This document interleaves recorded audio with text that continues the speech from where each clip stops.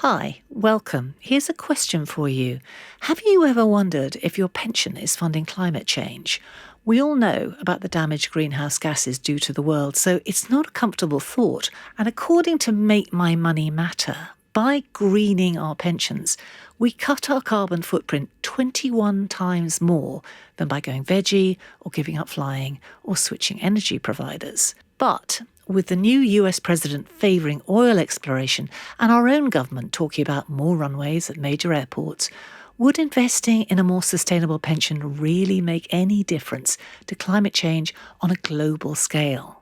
These are big questions, and with sustainable investing being quite a fresh idea, it has been met with some scepticism over the years. So today, we're going to dig into the detail to help you make confident choices about your own pension. Talking of which, if you haven't subscribed to the podcast yet, why not click right now so you never miss an episode?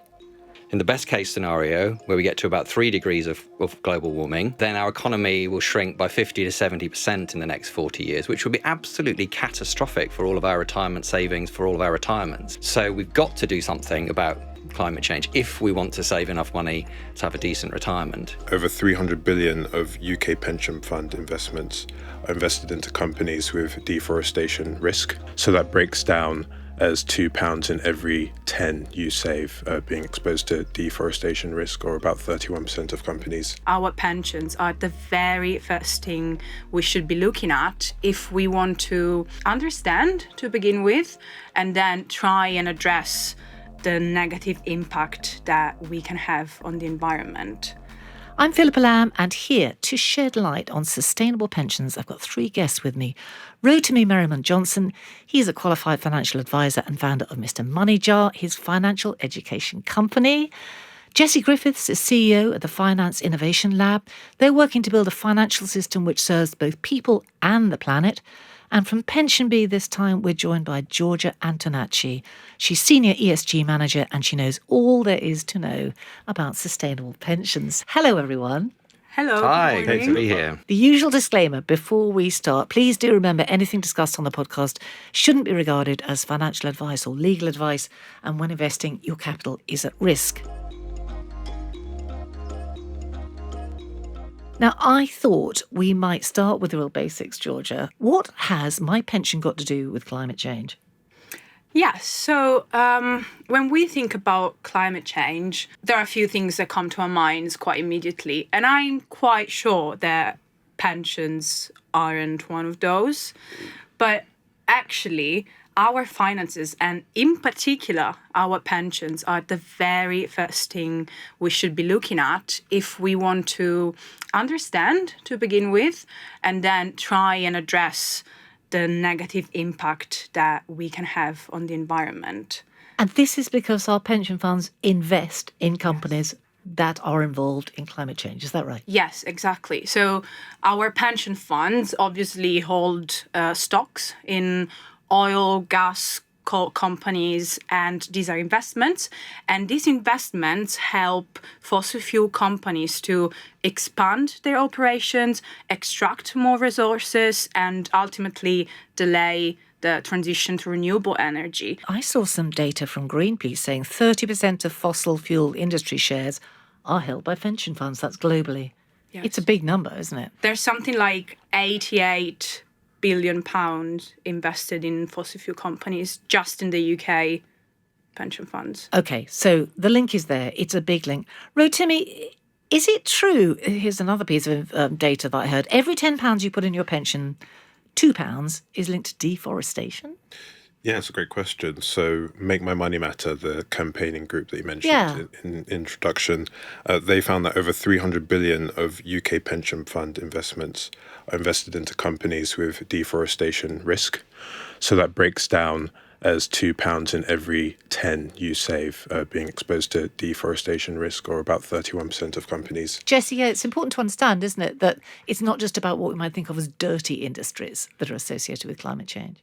No, and I think there's 2 points. So one is that almost everything we do has a carbon emission associated with it. And so obviously fossil fuels are the main driver of climate change, but that's also linked to agriculture, the food we eat, it's linked to the clothes we wear, the way we get around. But it's also true that it's linked to a lot of other environmental problems which are as damaging or potentially even more damaging than climate change, of which deforestation and destruction of nature, the destruction of our seas, the destruction of our soils. Okay, so I think we've established the link between pension investing and potentially climate change. Jessie, why do pension funds keep investing in these stocks? We know they're damaging. Well, I think there's probably two reasons. One is that you can make money from investing in fossil fuels still. It's profitable. Historically, it's been very profitable. So there's one study that estimates that fossil fuel industry has been made over 30 years, made about $1 trillion a year in profit. So it has historically been very profitable, although that is changing. But the second is that I think pension funds and the economics profession in general is not really understanding climate change well enough. So there's a recent study from Carbon Tracker that shows that many pension funds are using economic models that assume there will be no risk, no economic or financial risk from climate change, which is completely against what the climate scientists are telling us. So we've got a real problem about understanding how climate change impacts our financial sector and our economy. And is the financial services industry just willfully burying its head in the sand there? I'm surprised to hear you say that. I think there's some of that, but I think there's also just a lot more education that's needed. And in particular, I think the government needs to act to help the industry move much quicker than it is at the moment. Hi, it's me, Philippa, just interrupting for a moment to say a big thanks to all of you who've subscribed to the Pension Confident podcast. Our mission is to help you feel more financially confident, and we are thrilled with the community we're growing here on YouTube. If you haven't already done it, hit that subscribe button right underneath this video so you never miss an episode. Meantime, enjoy the rest of this month's conversation. We've tended to think, yeah, I can do that, but the returns I'm going to get, they're going to be much lower. And when it comes to pensions, my pension pot, which is obviously incredibly important as an investment asset, is going to be smaller. So really, do I want to do that? Is it still true? I was waiting for this question. I'm very passionate about it, and I've got notes. Great, go for it.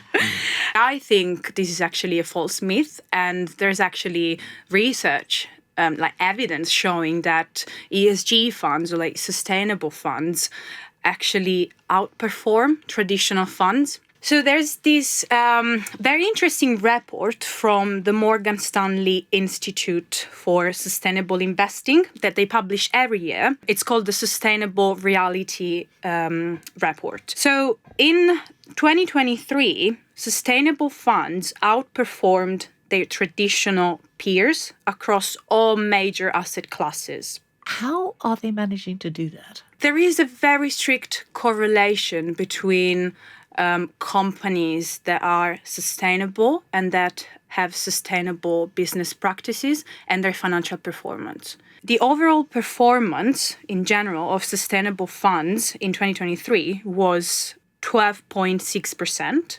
Traditional funds, 8.6%. So we can see a 4% difference. Do we know why? Well, because there's a very strong correlation between how well your investments perform and how well the economy does. And so in the UK, for example, in the last year for which we've got data, the net zero economy, the green economy, grew by 9%, whilst the over economy grew by a bit less than 1%. So the green economy is where the growth is happening and where the growth will happen in the future. And I think if I could add to that, for me, the main reason why we should care about climate change, if we think about our pensions, is because the current trajectory of climate change is very bleak for our future. So the Institute of Actuaries just did a study this month, and their estimates is that if we carry on in the best case scenario, where we get to about 3 degrees of global warming, then our economy will shrink by 50 to 70% in the next 40 years, which will be absolutely catastrophic for all of our retirement savings, for all of our retirements.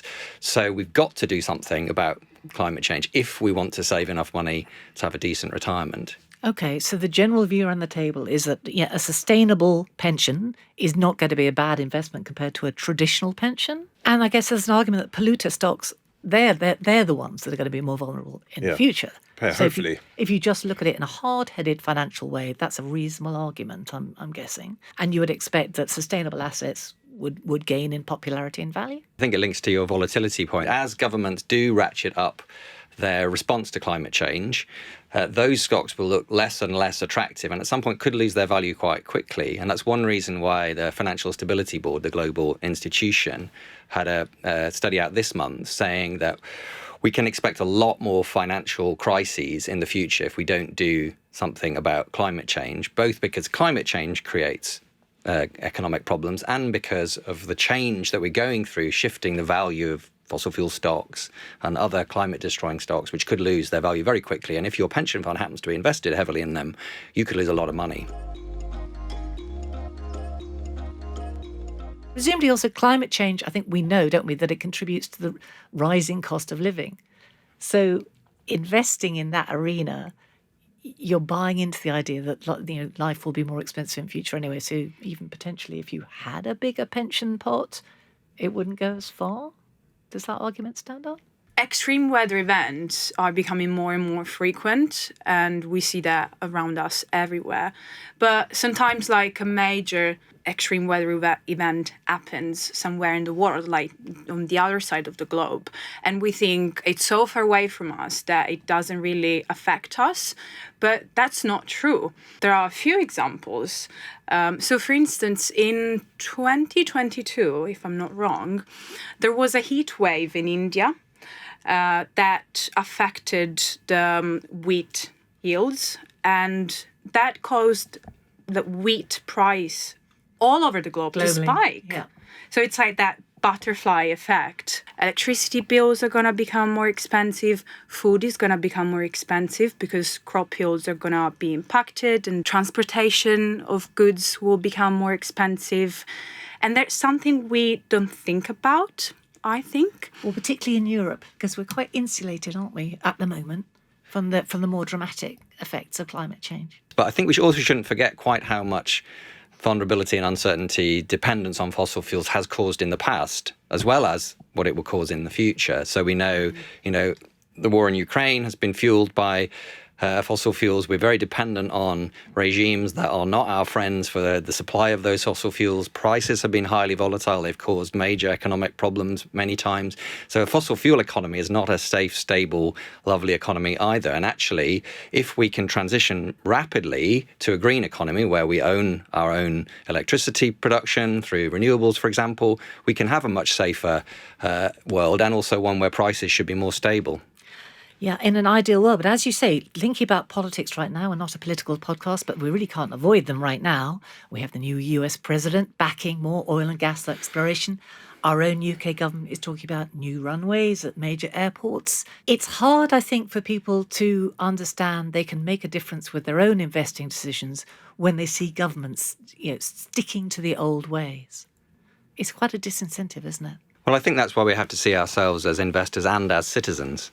So, yes, we should be making the most of our power as investors, because if we can persuade our pension funds and other places we invest to change their attitudes, that has an impact. And it also creates momentum for change towards the government. And it is ultimately the government that will need to make sure that the incentives and penalties are there to drive us fast enough.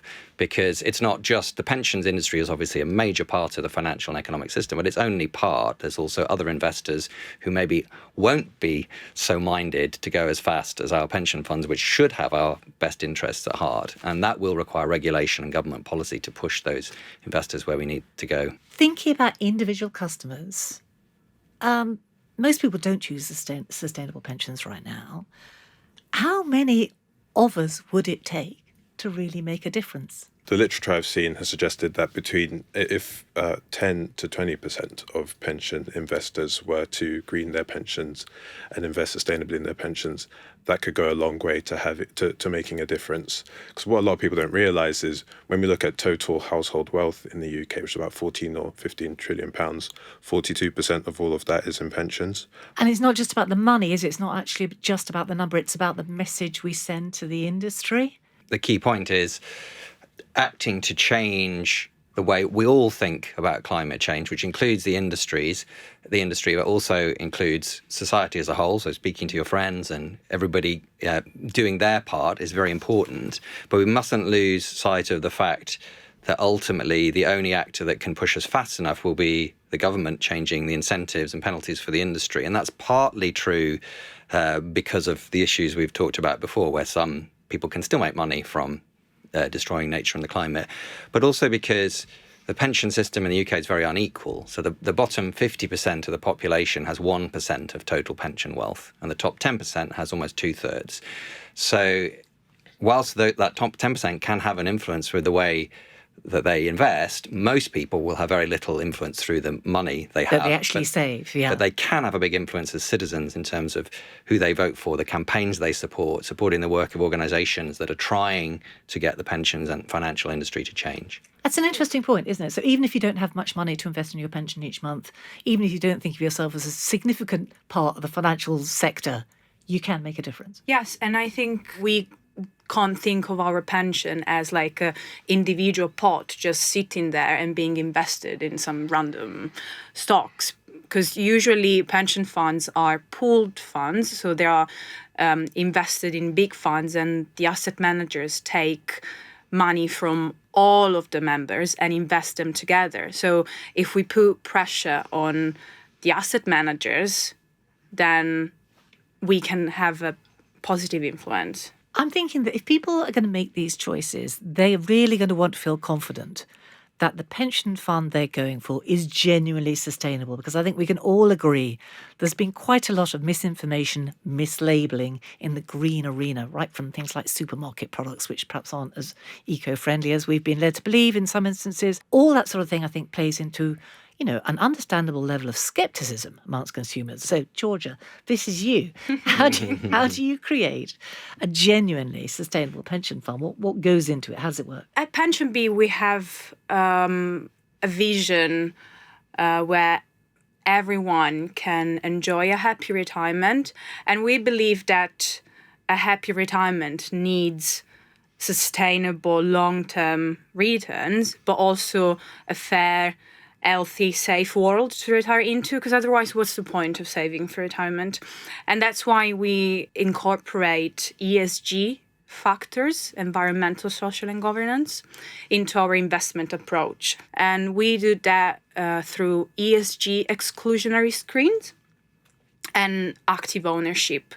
Okay, explanation. You basically just exclude certain sectors or industries from the investment universe, from the investment portfolio, based on specific sustainability criteria. So you're not investing your customers' money in things that you consider don't match those ESG aspirations. Obviously, it's not that easy, because you can't just take an industry and remove it from a fund. Well, that's my question, really. So how green are they? There are funds that follow specific criteria. So if you are investing in a fund that says it excludes fossil fuel, there has to be transparency, and you know that your fund won't be investing in that industry. Sustainable funds is a broad term, isn't it, Jessie? So this idea of what exactly will they be investing in, it's not quite as simple as it sounds, is it? It's not, and unfortunately it's an industry where there's a lot of what's called greenwashing, where funds claim to be sustainable but aren't if you dig a little bit deeper. So it really is quite important that you invest through ones that have been in some way verified to be properly sustainable. And that's quite difficult for each individual person to do, and even sometimes for pension funds and others to do.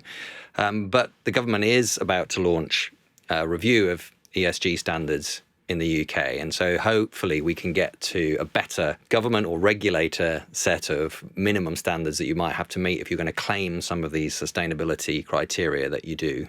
Okay, so that there would be across the piece standards. Rotimi is nodding here, and people would actually understand the labelling system, as it were. There are a few things that I would recommend to people to check out. So the first thing is MSCI's ESG rating scale. MSCI stands for Morgan Stanley Capital International, and they rate companies and funds on a scale from AAA to CCC based on their ESG standards.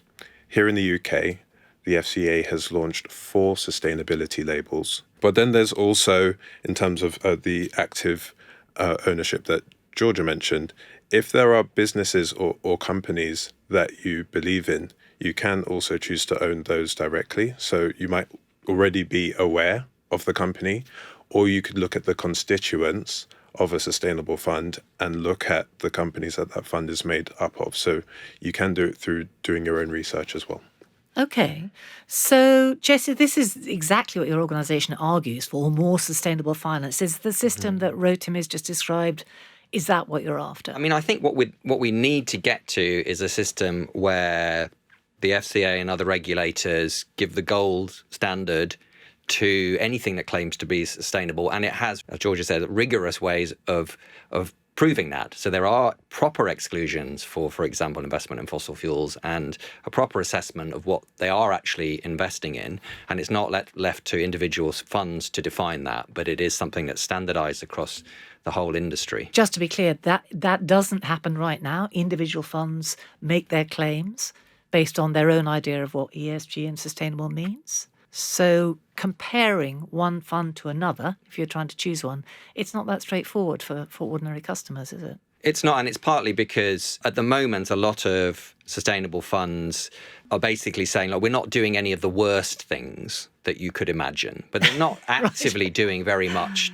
to shift the economy in the way which we need to do it. So they're gesturing towards being more sustainable, but not really putting their backs into it. Yeah. So, for example, one way in which you can create an index that's more sustainable is like you take your money out of energy stocks and you put them into tech stocks. But tech stocks have a hell of a large carbon impact as well. Yes. So it's not as simple as just saying, OK, we just get out of these little bits and we move to these bits. You actually have to actively be trying to invest, I would argue, into the green economy of the future if you want to claim to be a truly sustainable fund. From what you're all saying, this is the tipping point, isn't it? There needs to be confidence. There needs to be a labelling system that people can believe in. There's a lot of smoke and mirrors right now, isn't it? It's hard for people to feel confident. We're not quite there yet, are we? We're not, but there is a large program of reform the government's undertaking, the regulator undertaking, that could get us there. So, for example, they're developing a green taxonomy, which would be a proper way of saying this investment is actually green and this one is not. They're developing standards for transition plans. So those are the plans that each individual company has to say how they will meet net zero. And those need to be rigorously enforced. And they're doing improvements to ESG ratings as well. So there's a lot that is going on. And the question is, can we persuade our government to go fast enough? I mean, what's the time frame on this? When would you hope that we might see this new framework, this more transparent framework actually in place? Well, it's happening now. They just closed the green taxonomy consultation last week, so that's ongoing now. They're about to open transition plans. It's all happening right now. And so this year, next year will be absolutely crucial. And perhaps actually the biggest thing is the government has promised the largest reform of the pensions industry for 20 years, which has already started and which will carry on for the next 2 years or so. And so there's this huge opportunity for those of us who care about our futures to put pressure on the government to say, you've got to green that pensions review. We can't be living in a world where we're looked after our financial interests, but actually we've destroyed the planet. It's a big challenge, isn't it? Thinking, as you say, about what individuals can do. You can find out what your own pension is invested in, can't you? I think a lot of people don't understand this. How do you do it? I guess to begin with, you can ask your pension provider. You can definitely access the top 10 or top 20 holdings in your pension. And that's very important because probably the top 20 holdings will make up the most of your pension. The vast majority of it. Okay. Yeah, sounds like a plan. Looking at the fund that your pension's invested in, you can look at the top 20. If the pension platform that you're using doesn't disclose that, then you can always do an internet search of the fund name and see if the fund management company itself has published the constituents. Okay, and do they tend to do that? In my experience, yeah, they tend to. Sometimes you might just get like a broad breakdown of a certain percentage of equities and bonds and cash, but most of the time I've been able to see what the constituents are. And I would also say that you don't need to put quite so much pressure on yourself to do all the research. Why can't you just write to your pension? Send them an email, ask them what they're doing, ask them to justify how their investments will meet your needs to have a safe climate in the future. Yeah, because, I mean, as individuals, obviously, we don't have voting rights over any of this. We give them our money and we trust them to invest it appropriately. The big institutional investors, on the other hand, they do have muscle, don't they? So how do they play into all this? They have voting rights. They can actually make things change. Presumably, we can influence them. We can. We could say that pension investors, pension savers, shares in the companies their pensions is invested in. These shares come with voting rights. But obviously, we can't exercise this voting right directly because of how the pension funds are structured as pooled funds, where all of the money is pooled and invested in the same fund. But our asset managers can vote at the AGMs, the annual general meetings of these companies, and can either put pressure on how these companies behave, or they can just support management and keep the status quo as it is. And are we seeing asset managers becoming more inclined to pressure companies in this way? I think so. There are a few large asset managers who are doing a lot in this space, in this area, which is very encouraging. But for instance, at PensionBee, historically, because we are an institutional client, so we were not allowed to vote directly at the AGMs. But after years of discussion with our asset managers, we were finally granted voting choice. So we can now vote at the AGMs of those companies on behalf of our customers. So for instance, last year, we surveyed our customers and we presented them a few real-life scenarios of shareholder resolutions that happened. And we asked our customers how they would have wanted to vote at those AGMs. Right. And what did they say? We chose as our voting policy the socially responsible investment policy. And from the survey results, we understood that our customers are happy with the voting policy because it reflects their expectations and their views. I mean, this feels like it's moving more to where it should be, in the sense that the individual people who are handing over their cash to be invested in a pension fund can tell their pension provider, you know, what they want their money invested in. It's feeling a bit better, isn't it? Well, yes, and it's worth highlighting the work of Share Actions, a brilliant organisation that's really pioneered this approach. And you can check out their website and find out more about them. And I think it's important, but there's obviously limitations to that approach. And I think one limitation we've discovered in the last few years is fossil fuel companies have proven that they don't really have any intention to transition. So they actually been cutting back their investments in renewable alternatives and increasing their investments in fossil fuels. So there comes a point at which you have to say, well, actually, any investment in that company is not compatible with a sustainable future. And so, yes, we should use that shareholder pressure, but we need to be careful about which companies we're trying to push. And that's why we developed our climate plan. We surveyed our customers in our fossil fuel-free investing plan last year, and we asked them their views about the plan, and they told us that they wanted to go farther in the exclusion, and that links with what you said, because there are some industries that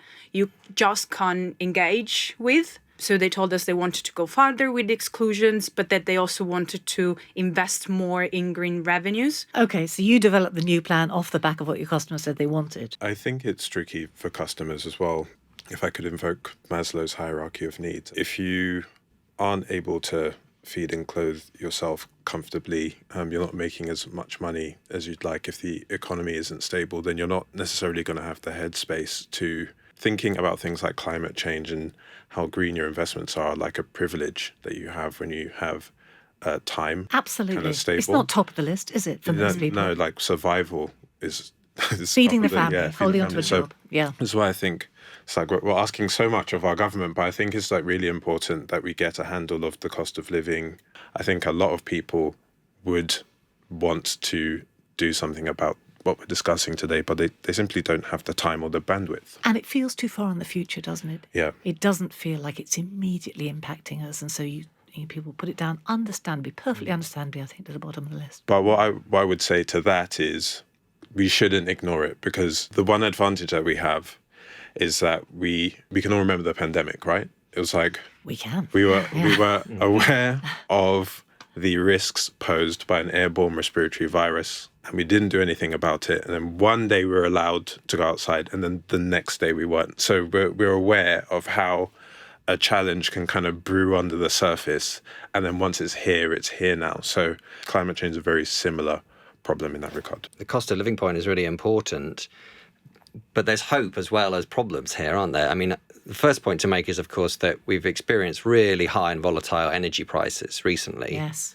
caused by the price of gas. If the government can get to its clean power by 2030 missions, everything will be renewable in electricity system, then we should have much stable, much lower prices locked in for a long period of time. So actually, from a cost of living perspective, we need to make this transition quickly.